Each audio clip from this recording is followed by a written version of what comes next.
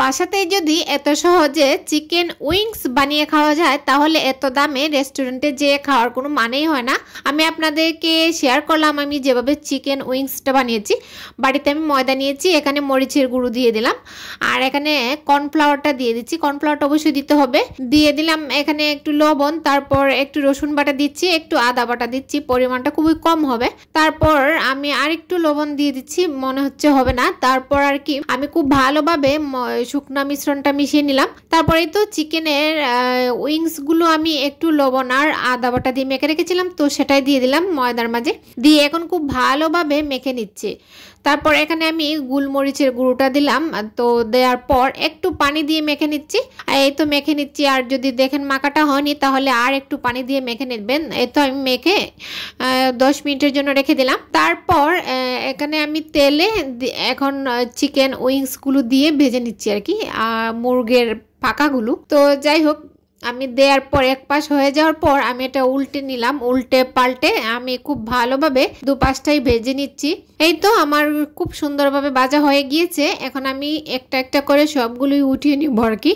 আমি নিচ্ছি উঠিয়ে সবগুলোই। এই তো আমি প্রথমটা উঠিয়ে নিলাম, তারপর আরেক পিসও উঠিয়ে নিচ্ছি। এভাবে আমি সবগুলাই উঠিয়ে নিব, আর আমি যতগুলা করে রেখেছিলাম সবগুলাই ভেজে নিয়েছি।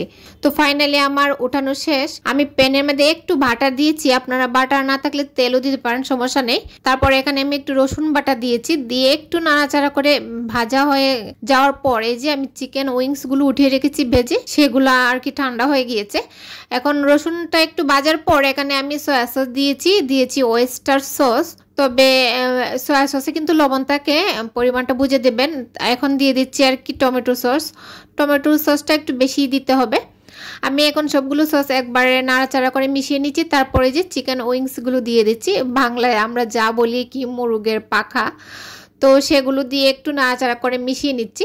আমি এখানে আর একটু টমেটোর সস দেব, আমার সসটা হয়নি মনে হচ্ছে। তারপর আমি আর একটু সস দিয়ে খুব ভালোভাবে নাড়াচাড়া করে মিশিয়ে নিচ্ছি। আর দেখেন দেখতে অনেক সুন্দর হয়েছে, কিন্তু আমরা সহজেই বাসাতে এগুলো বানিয়ে খেতে পারি, বাচ্চাদেরকেও দিতে পারি, মেহমানদেরকেও আপ্যায়ন করতে পারি। যাই হোক, আমার এগুলো হয়ে গিয়েছে। এখন আমি নামিয়ে একটা প্লেটে পরিবেশন করে দিচ্ছি।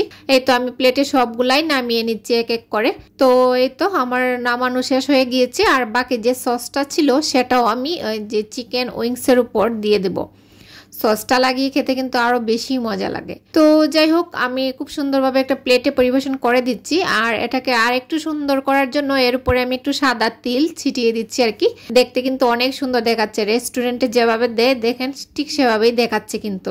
তো আপনারা চাইলে এভাবে বাসায় করতে পারেন। ফাইনালি আমার রেডি হয়ে গিয়েছে চিকেন উইংস। আমার রেসিপিটা যদি ভালো লেগে থাকে সবাই একটু শেয়ার করে দিবেন। তো আজকে এখানে বিদায় নিলাম। সবাই ভালো থাকবেন, সুস্থ থাকবেন। আসসালামু আলাইকুম।